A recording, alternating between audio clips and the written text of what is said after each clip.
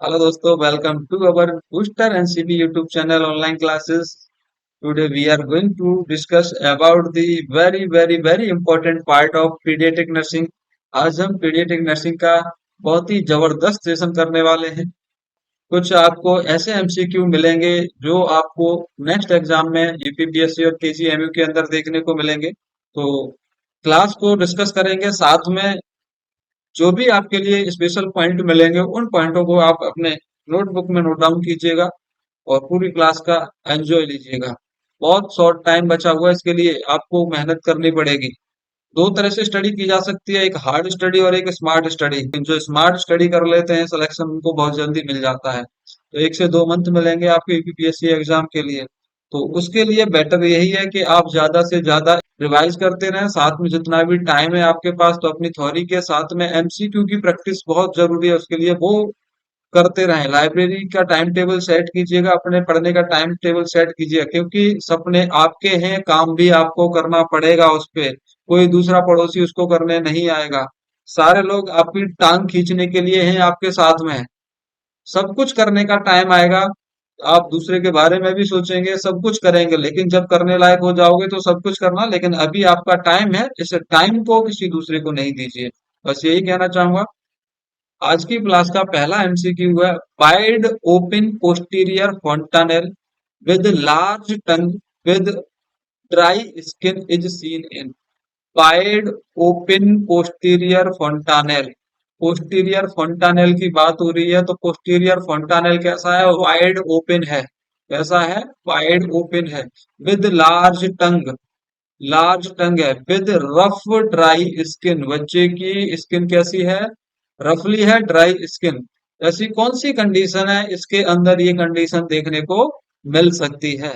तो बिना किसी देरी किए आप अपना आंसर जो है कमेंट सेशन में दे सकते हैं। इसका राइट आंसर कौन सा होगा? Option number A pellagra, Down syndrome, hyperthyroidism. Next one is nutritional rickets. तो इसके अंदर कौन सा आपको सिम्टम्स देखने को मिल सकता है चिल्ड्रन के अंदर? कमेंट बॉक्स के अंदर सारे के सारे सभी क्वेश्चन के आंसर आप दीजिएगा। इस क्वेश्चन का राइट आंसर क्या होगा? दोस्तों, आपने पढ़ा होगा एक condition, congenital hypothyroidism. Congenital hypothyroidism condition पढ़ी होगी आपने। इस कंडीशन के अंदर बच्चे के एट बर्थ पर हम देखते हैं, यानी कि इंट्रायूटेराइन लाइफ से ही ये प्रॉब्लम चली आ रही है, तो एट बर्थ पर आप बच्चे के अंदर T3 T4 का लेवल चेक करेंगे। उसके अंदर इनका लेवल क्या देखने को मिलेगा? कम देखने को मिलेगा। उसी कंडीशन को बोल रहे हैं कंजेनाइटल हाइपोथायरॉयडिज्म। और कंजेनाइटल हाइपोथायरॉयडिज्म के सिम्टम्स क्या क्या हो सकते हैं दोस्तों, ध्यान रखना। जो ये सिम्टम्स दिए गए हैं, पोस्टीरियर fontanelle को आप चेक करोगे तो उसके अंदर आप क्या देखोगे? ओपन होगा वो। पोस्टीरियर fontanelle कैसा होगा? ओपन होगा। अच्छा, बच्चे की टंग चेक करोगे तो टंग उसकी देखने को मिलेगी लार्ज, लार्ज टंग देखने को मिलेगी। स्किन ड्राई देखने को मिलेगी, रफली स्किन देखने को मिलेगी। तो ये सिम्टम्स हैं जो इंडिकेट करेंगे कि बच्चे को क्या हुआ है? कंजेनाइटल हाइपोथायरॉयडिज्म हुआ है। कंजेनाइटल हाइपोथायरॉयडिज्म हुआ है। प्लस उसका हेड देखेंगे। हेड, हेड का साइज कैसा रहेगा? बड़ा हुआ दिखाई देगा। साइड इंक्रीज देखने को मिलेगा, मैक्रोसेफेली, मैक्रो। ये कुछ सिम्टम है जिससे हम पहचान सकते हैं बच्चे को कंजेनाइटल हाइपोथायरॉयडिज्म हुआ है, कंजेनाइटल हाइपोथायरॉयडिज्म हुआ है। अच्छा, आपको इसी के साथ में एक दूसरी बीमारी, उसके भी सिम्टम्स पहचानना है। कौन सी बीमारी? Down syndrome. डाउन सिंड्रोम होता क्या है? डाउन सिंड्रोम के अंदर ट्राइसोमी देखने को मिलती है 21 नंबर क्रोमोसोम के ऊपर। क्रोमोसोम नंबर 21 है, उसकी आपको देखने को मिलेगी क्या? ट्राइसोमी। इसी को हम मैंगोलियन सिंड्रोम के नाम से भी जानते हैं। नेक्स्ट, इसके अंदर हम देखेंगे सिम्टम्स कौन से देखने को मिलेंगे, साइन एंड सिम्टम्स कौन से देखने को मिलते हैं इसके अंदर। इसके अंदर प्रोट्रूज्ड टंग। अगर हाइपोथायरॉयडिज्म होगा तो उसके अंदर टंग कैसी देखने को मिलेगी? लार्ज। बट इसके अंदर कैसी देखने को मिलेगी? प्रोट्रूज्ड टंग देखने को मिलेगी। इसके अंदर माइक्रोसेफेली देखने को मिलेगी। माइक्रोस्फेली, हेड का साइज क्या हो जाएगा, कम हो जाएगा। यानी कि डाउन सिंड्रोम में हेड का साइज कम हो जाता है। और जबकि आप देखेंगे कंजेनाइटल हाइपोथायराइडिज्म के अंदर, तो उसमें पोस्टीरियर फंटानेल क्या हो रहा था, वाइड ओपन हो जाता है, इसके साथ में हेड का साइज बढ़ा हुआ रहता है। जबकि डाउन सिंड्रोम के अंदर माइक्रोस्फेली, हेड का साइज क्या मिलेगा आपको, कम देखने को मिलता है। और क्या सिम्टम्स इसमें देखने को मिल सकते हैं, इसमें अभी आप एंटीरियर फोंटानेल को इसमें चेक करेंगे। एंटीरियर फोंटानेल को जब आप चेक करेंगे, प्रीमेच्योर क्लोजिंग देखने को मिलती है उसकी, प्रीमेच्योर क्लोजिंग देखने को मिलती है। और प्रीमेच्योर क्लोजिंग हो जाती है एंटीरियर फोंटानेल की, टाइम से पहले ही बंद हो जाता है, जिसकी वजह से साइज ऑफ हेड क्या हो जाएगा, कम हो जाता है, हेड का साइज डिक्रीज हो जाता है, कम हो जाता है, इसीलिए हम बोल रहे थे माइक्रोसेफेली देखने को मिलता है। तो दोनों कंडीशन को आप पहचान सकते हैं। आप डाउन सिंड्रोम को भी पहचान सकते हैं, कंजेनाइटल हाइपोथायराइडिज्म के सिम्टम्स देख के भी आप कंडीशन बता सकते हैं कि ये कौन सी कंडीशन होने वाली है। क्लियर दोस्तों, जैसे कि मैंने अभी आपको बताया यहाँ पे, डाउन सिंड्रोम ऐसी प्रॉब्लम जिसके अंदर कौन से नंबर क्रोमोसोम का डिफेक्ट है, क्रोमोसोम नंबर 21 का डिफेक्ट होता है, मैंगोलियन सिंड्रोम के नाम से जानते हैं इसको। सिम्टम्स में प्रोट्रूज टंग देखने को मिलेगी, हेड का साइज कम देखने को मिलता है, एंटीरियर फंटानेल है वो टाइम से पहले ही क्लोज हो जाता है, जिसकी वजह से हेड का साइज क्या हो जाएगा, कम हो जाता है। दूसरी तरफ हमने देखा था कंजेनाइटल हाइपोथायराइडिज्म, जो एट बर्थ पे T3 T4 का लेवल बच्चे के अंदर कम रहता है, इसके अंदर पोस्टीरियर फंटानेल ओपन रहेगा, पोस्टीरियर फंटानेल ओपन रहेगा, टंग लार्ज रहेगी, स्किन ड्राई रहेगी, इसकी हेड का साइज बढ़ा हुआ रहता है। तो इसके अंदर देखिए कौन सा है, इसी दो में आप चेक करेंगे तो आंसर आपको मिल जाएगा। वाइड ओपन पोस्टीरियर फंटानेल था, जो कि कंजेनाइटल हाइपोथायराइडिज्म में दिखाई दे रहा था। लार्ज टंग कंजेनाइटल हाइपोथायराइडिज्म में है, ड्राई स्किन कंजेनाइटल हाइपोथायराइडिज्म में है। तो राइट आंसर इसका कौन सा होगा, हाइपोथायराइडिज्म। कौन सा होगा, हाइपोथायरॉयडिज्म। क्लियर दोस्तों, दो ऑप्शन और हैं यहाँ पे, उनको भी डिस्कस कर लेते हैं। एक है आपके पास पैलेग्रा, पैलेग्रा तो ध्यान रखना है, पैलेग्रा जो प्रॉब्लम है वो किसकी कमी के कारण होती है, इसके अंदर डेफिशिएंसी हो जाती है, डेफिशिएंसी ऑफ नियासिन। नियासिन बोले तो B3, विटामिन B3 की कमी के कारण देखने को मिलती है आपको कंडीशन, नियासिन बोलते हैं उस विटामिन को, उसकी डेफिशिएंसी के कारण पैलिग्रा डिजीज देखने को मिलेगी। पैलिग्रा के अंदर 3D सिम्टम्स आते हैं, 3D सिम्टम्स आते हैं, कौन से 3D सिम्टम्स होते हैं, डर्मेटाइटिस होता है इसके अंदर, क्या होगा, डर्मेटाइटिस होगा इसके अंदर, पेशेंट को डायरिया रहेगा, और साथ में आपको देखने को मिलेगा क्या, डिमेंशिया। तीन मेन सिम्टम्स हैं, अगर इनको ट्रीट नहीं किया गया, इफ नॉट ट्रीट, तो 4D सिम्टम्स में चेंज हो जाएंगे ये, और एक डी जो बढ़ेगा वो क्या हो जाएगी, पर्सन की डेथ देखने को मिल जाती है इसके अंदर। तो 3D सिम्टम्स हैं आपके नियासिन के, किसके, नियासिन के। क्लियर दोस्तों, तो ये कंडीशन आपको समझ में आई होगी।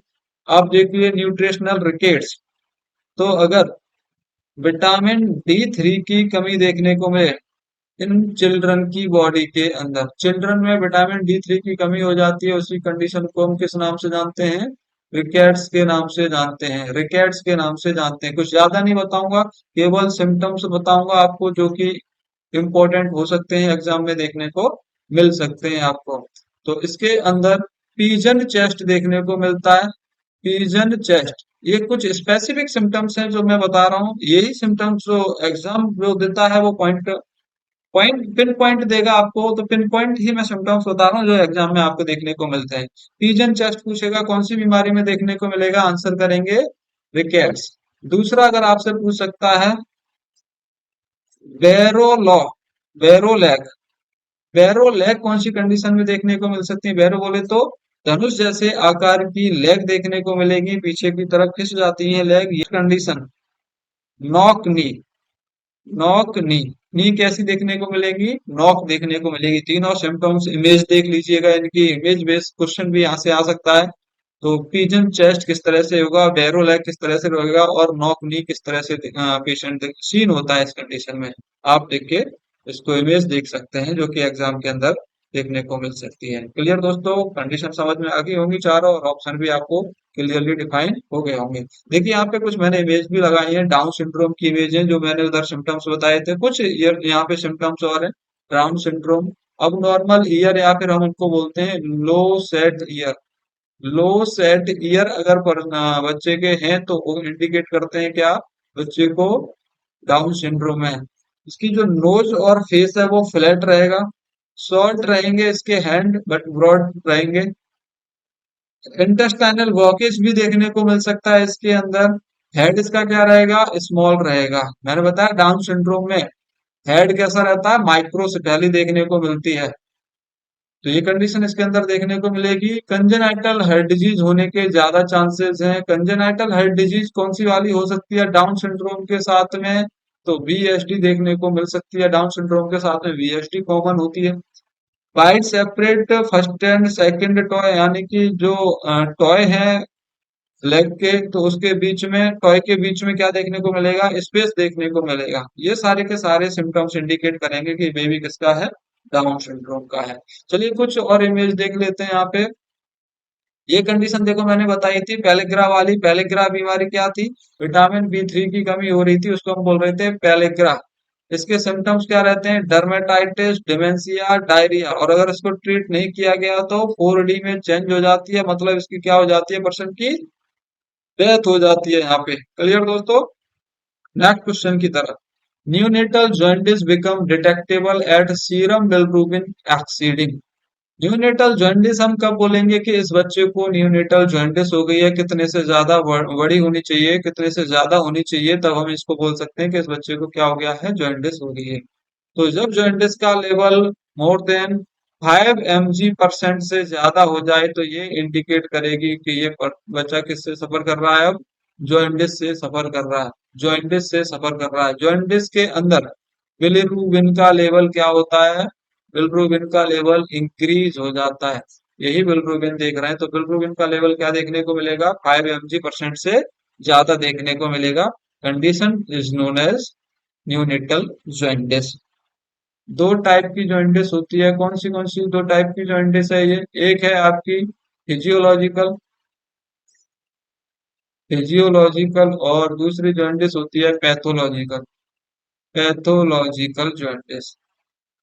फिजियोलॉजिकल जॉन्डिस जो होती है वो आपको देखने को मिलेगी, जो आपको देखने को मिलेगी आफ्टर 48 आवर्स ऑफ बर्थ।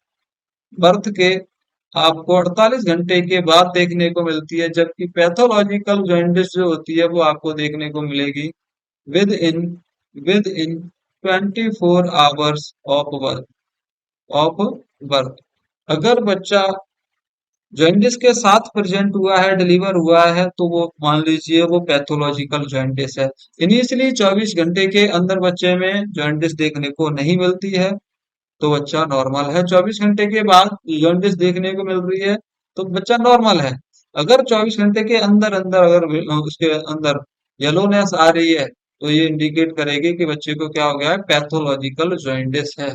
तो जॉइंटिस बढ़ने का क्रम क्या होता है दोस्तों, याद रखना, जो जॉइंटिस होती है वो असेंडिंग इंक्रीज होती है या फिर डिसेंडिंग कंडीशन, डिसेंडिंग क्रम में है। तो ध्यान रखना, डिसेंडिंग क्रम के अंदर क्या होगी, जॉइंटिस लेवल अपग्रेड होती है। जैसे कि सबसे पहले बच्चे के कहाँ देखने को मिलेगी, फेस पर देखने को मिलती है जॉइंटिस, यानी येलोनेस देखने को मिलेगी कहाँ, फेस।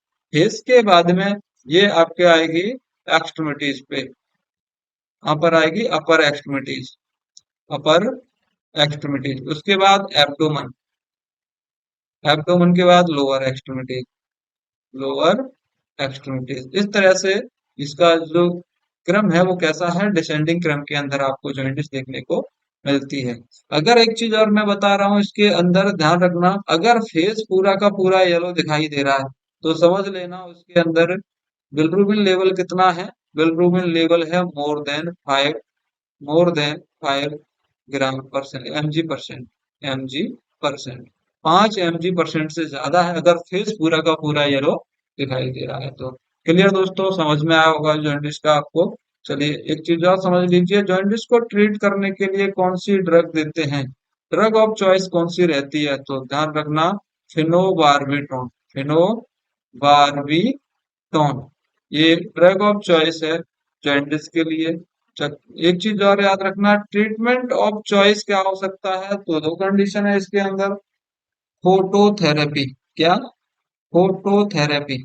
और साथ में हम कर सकते हैं, अगर सीवियर जॉइंटिस है तो साथ में ब्लड ट्रांसफ्यूजन, पीटी ट्रांसफ्यूजन भी कर सकते हैं इसके साथ।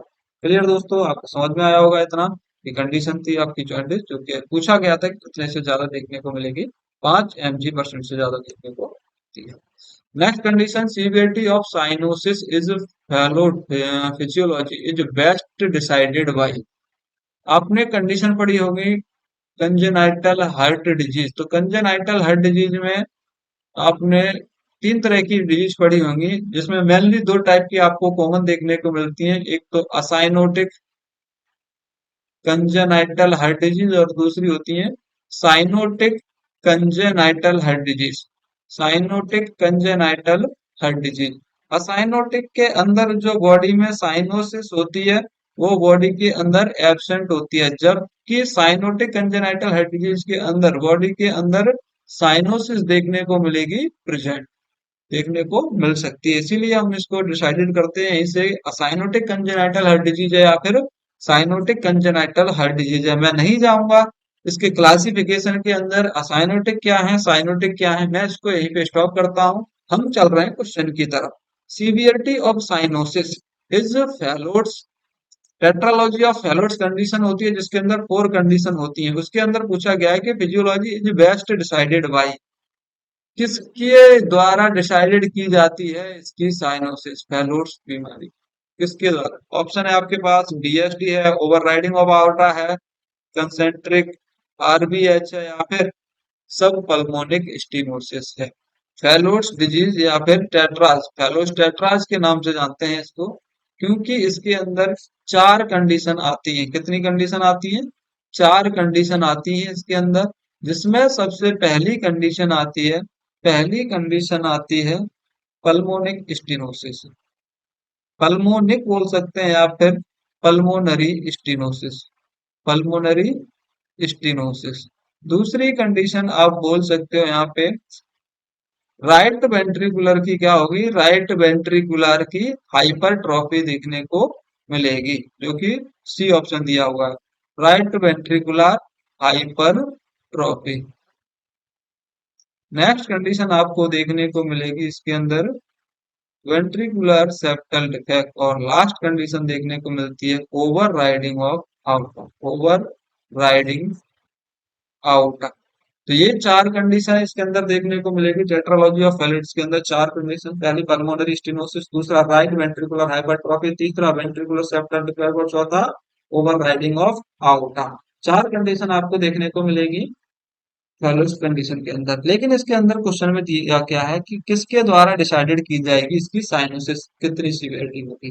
तो सीवियरिटी डिसाइडेड की जाती है पल्मोनरी स्टेनोसिस के द्वारा, पल्मोनरी स्टेनोसिस के द्वारा, जो कि डी ऑप्शन है। क्योंकि मैंने आपको बताया 4 कंडीशन, जैसे कि मैं डायग्राम के साथ में अगर मैं समझाना चाहूँ तो हाइट होगा, मान लीजिए नॉर्मल ही मैं कंडीशन बता रहा हूँ अभी, ये जो हाइट है आप इसको हाइट ही मान के चलिए। अभी अभी मैं इस तरह से सिंपल ही इसको डिवाइडेड कर रहा हूँ। मान लीजिए ये पल्मोनरी है, पल्मोनरी, और ये क्या है, आओ। अब मैं बोल रहा हूँ सबसे पहले यहाँ पर क्या देखने को मिलेगी आपको, पल्मोनरी स्टेनोसिस देखने को मिलेगी। तो पल्मोनरी स्टेनोसिस कितनी है, पल्मोनरी स्टेनोसिस कितनी है, ये ही डिसाइड करेगी क्या, कंजेनाइटल मतलब इसके अंदर साइनोसिस कितनी प्रेजेंट होगी।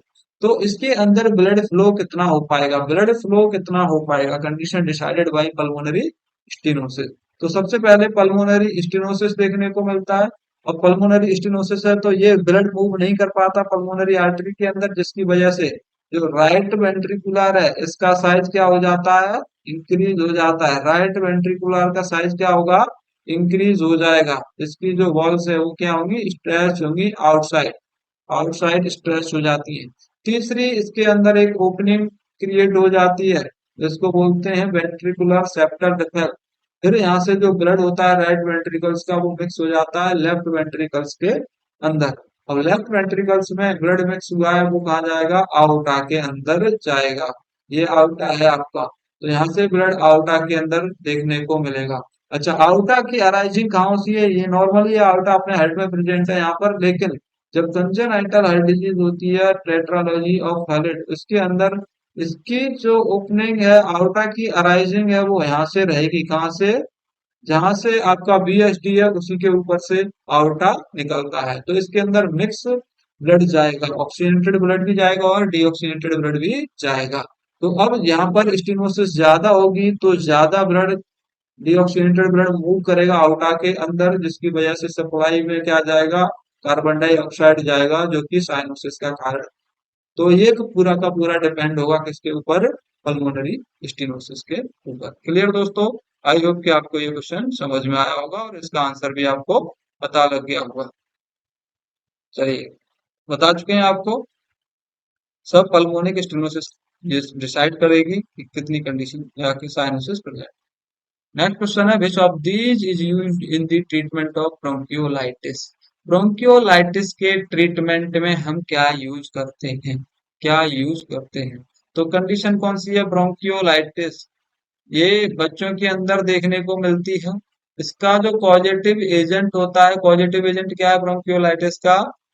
Respiratory, respiratory syncytial virus, syncytial virus, respiratory syncytial virus इसका पॉजिटिव एजेंट होता है। तो ये जो वायरस है, कंडीशन यही समझ जाओ, इसके बारे में अंदर नहीं जा रहे अभी। कंडीशन क्या है? ब्रोंकियोलाइटिस। तो ब्रोंकियोलाइटिस का positive agent respiratory syncytial virus है। तो इसके ट्रीटमेंट में आपको कौन सी ड्रग्स यूज करनी है? तो इसके ड्रग्स में आप एंटीवायरल ड्रग ही दोगे, एंटी वायरल ड्रग दोगे। एंटीवायरल ड्रग में डीओसी कौन सी रहती है दोस्तों? तो याद कर लो, इसकी डीओसी रहती है रिबावायरिन, रिबावेरिन। रिबावेरिन जो है इसकी ड्रग ऑफ चॉइस रहेगी, जो कि ऑप्शन में दी गई है। रिबावेरिन इसकी ड्रग ऑफ चॉइस रहेगी। Amantadine, corticosteroid, epinephrine not related to this condition. चलिए आगे चलते हैं। सिक्स्थ डे डिजीज कौन सी कंडीशन को बोला जाता है? तो सिक्स डे डिजीज जो होती है वो कौन सी कंडीशन को बोलते हैं? यहीं पे देख लीजिए, सिक्स डे डिजीज बोलते हैं एक्जेंथीमा सबिटम को। एक्जेंथीमा सबिटम है, उसको सिक्स डे डिजीज बोला जाता है। एरिथमा इन्फेक्शियसम इसको बोलते हैं fifth day disease, fifth day disease के नाम से जानते हैं। एरिथमा इन्फेक्शियसम को फिफ्थ डे डिजीज के नाम से जानते हैं। एक्जेंथीमा सेबिटम को हम सिक्स डे डिजीज के नाम से जानते हैं। चलिए देख ले रहे हैं और भी कुछ उनको बोलते हैं। फर्स्ट डिजीज या फर्स्ट डे डिजीज मीजल्स या रुबियोला होती है, जिसका पॉजिटिव एजेंट होता है मीजल्स वायरस। इसका पॉजिटिव एजेंट क्या होता है? Measles virus. Second disease scarlet fever को बोला जाता है। स्ट्रेप्टोकोकस पायोजन के कारण ये कंडीशन देखने को मिलती है। थर्ड डिजीज या थर्ड डिजीज रुबेला या जर्मन मीजल्स को बोला जाता है, जिसका पॉजिटिव एजेंट होता है rubella virus. Fourth day disease होती है आपकी हिलाटोप डिजीज, जो एब्सोल्यूट क्लासिफिकेशन है इसका। कंडीशन अभी नहीं देखने को मिलती है, पहले ये देखने को मिलती थी सारी कंडीशन ये, तभी से हम इनको जानने लगे हैं। फिफ्थ डे डिजीज जैसे कि मैंने आपको पीछे बता दिया, एरिथमा इन्फेक्शियोसम को बोला जाता है, जिसका पॉजिटिव एजेंट होता है human parvovirus V19। Sixth day disease जो आपके एग्जाम अभी ऑप्शन में थी, एक्जेंथीमा सेबिटम, और ये कंडीशन रोजियोला भी सीवियर डिजीज के नाम से जानी जाती है। ह्यूमन हर्पीज वायरस 6 ये पॉजिटिव एजेंट। क्लियर दोस्तों? आई होप कि यहाँ से आपको एक क्वेश्चन देखने को मिल सकता है एग्जाम के अंदर। नेक्स्ट देखिए, बहुत इंपॉर्टेंट क्वेश्चन है। Protein in cow's milk is comparison to human milk. Cow milk के अंदर प्रोटीन जो है वो कंपैरिजन कर रहे हैं ह्यूमन मिल्क से। तो प्रोटीन काउ मिल्क के अंदर डबल रहती है ह्यूमन मिल्क की, ट्रिपल रहती है या क्वाड्रिपल रहती है, या फिर सेम रहती है? ऑप्शन आपके पास है, तो बता दीजिए जल्दी से। काऊ के अंदर प्रोटीन है वो ह्यूमन मिल्क से डबल रहेगी, ट्रिपल रहेगी या क्वाड्रिपल रहेगी? तो दोस्तों याद रखना, ट्रिपल देखने को मिलती है। कितनी? ट्रिपल। देख लीजिए यहाँ पे क्लासिफिकेशन दिया हुआ है। कॉन्स्टिट्यूट देख रहे हैं, एक तो देखेंगे ब्रेस्ट मिल्क में और दूसरा काऊ मिल्क के अंदर। तो ब्रेस्ट मिल्क में प्रोटीन का अमाउंट कितना है? 11 ग्राम पर लीटर, 11 ग्राम पर लीटर। जबकि काऊ मिल्क के अंदर 33 ग्राम पर लीटर।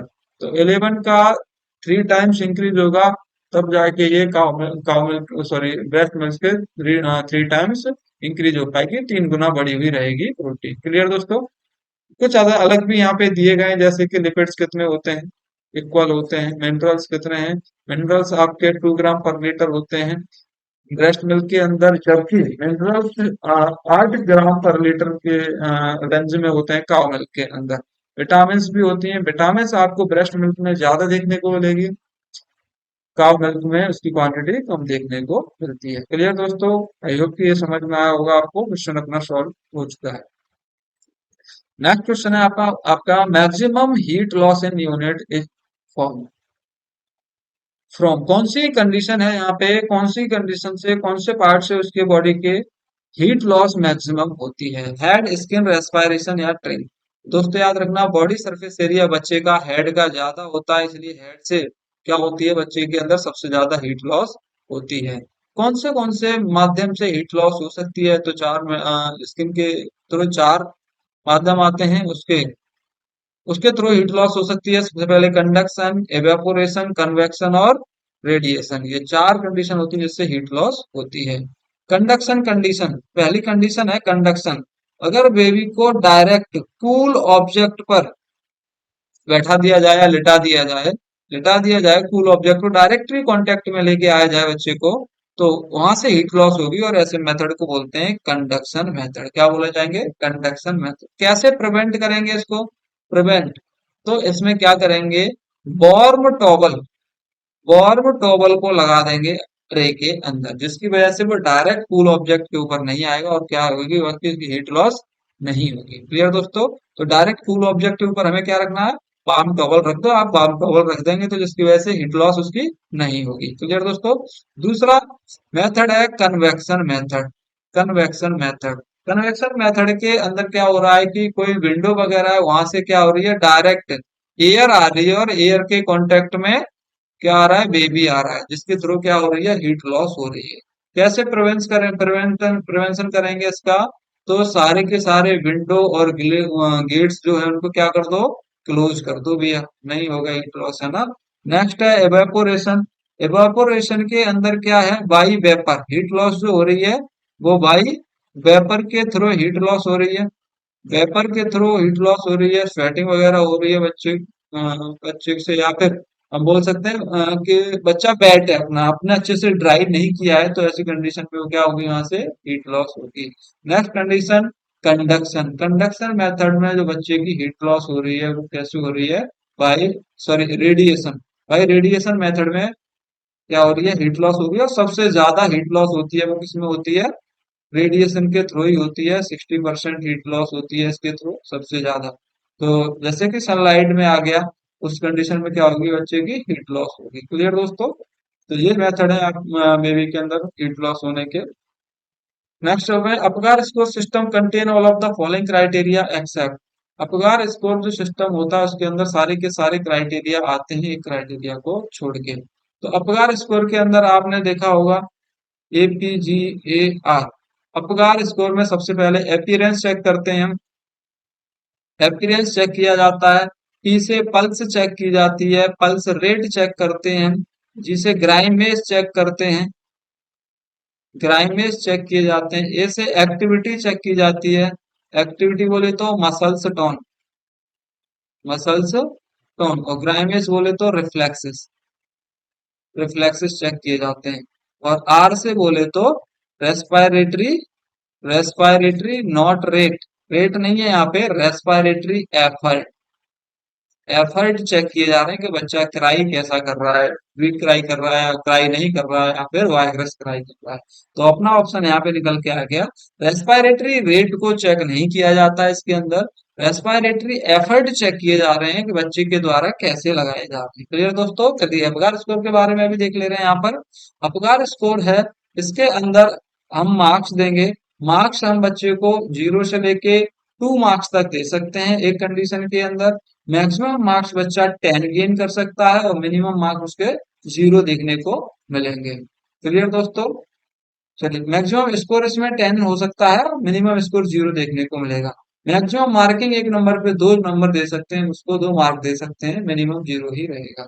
तो सबसे पहले अपीयरेंस बोले तो कलर स्किन, अगर कलर स्किन बेबी की ब्लू रही है पूरी की पूरी, ब्लू या पेल है उसकी स्किन पूरी की पूरी, तो उसको नंबर देंगे 0 नंबर देंगे। ऐसी कंडीशन में कोई भी नंबर नहीं दिया जाएगा। अगर बेबी की बॉडी कैसी है, पिंक है, बट एक्सट्रीमिटीज कैसी है उसकी, एक्सट्रीमिटी अभी भी ब्लू है, तो इसी कंडीशन में साइनोसिस डेवलप हो रही है उसकी एक्सट्रीमिटीज में, तो ये कंडीशन में उसको मार्क्स कितना दिया जाएगा, ओनली 1 मार्क्स दिया जाएगा। अगर पूरा का पूरा बेबी जो है वो ब्लू है, उसके अंदर साइनोसिस प्रेजेंट नहीं है, तो मार्क्स वहां पे पूरे दे देंगे बेबी को। तो अपीयरेंस के अंदर मैक्सिमम 2 मार्क्स देंगे। पल्स रेट चेक करेंगे, पल्स रेट आपको देखने को मिलेगी। अगर पल्स रेट यहाँ पे 60 है, इसकी जगह आप कर लीजिए अ, अगर पल्स रेट 60 या फिर बिल्कुल नहीं देखने को मिल रही है, तो ऐसी कंडीशन में आप बच्चे को नंबर देने वाले हो 0। अगर पल्स रेट प्रेजेंट है बट 100 से कम है, 60 टू 100 के बीच में, तो नंबर यहाँ पे दोगे 1। और अगर यहाँ पे पल्स रेट 100 से ज्यादा आ रही है, तो मार्क्स कितना दोगे, तो ग्राइमेस चेक करेंगे। नो ग्राइमेस है, नो रेस्पॉन्स है, तो 0। अगर ग्राइमेस मिनिमम है तो उसको नंबर दिया जाएगा 1, और अगर ग्राइमेस उसके सही है, उसके मैक्सिमम ग्राइमेस आ रहे हैं, स्टिमुलेशन उसके अंदर अच्छा आ रहा है, क्रीज प्रेजेंट है, तो उसको नंबर कितने दोगे, नंबर कितने दोगे, 2 मार्क्स दोगे। एक्टिविटी देखेंगे मसल स्टोन। मसल स्टोन जो देखी जाएगी, अगर 0 है प्रेजेंट, मतलब मसल स्टोन प्रेजेंट नहीं है, तो ऐसे में मार्किंग करेंगे 0। अगर उसके मसल स्टोन कुछ देखने को मिल रही है, सम फ्लेक्शन देखने को मिल रहा है मिनिमम मसल स्टोन प्रेजेंट है, तो यहाँ पर मार्किंग देंगे 1। और अगर मसल स्टोन उसकी अच्छी आ रही है, गुड मसल स्टोन आ रही है, मैक्सिमम आ रही है, तो मार्किंग यहाँ पे नंबर उसको दिए जाएंगे 2। Clear. Next respiratory effort check करते हैं। रेस्पिरेटरी एफर्ट, बेबी क्राई नहीं कर रहा है, नो क्राई कर रहा है, तो इसमें 0 मार्क देंगे।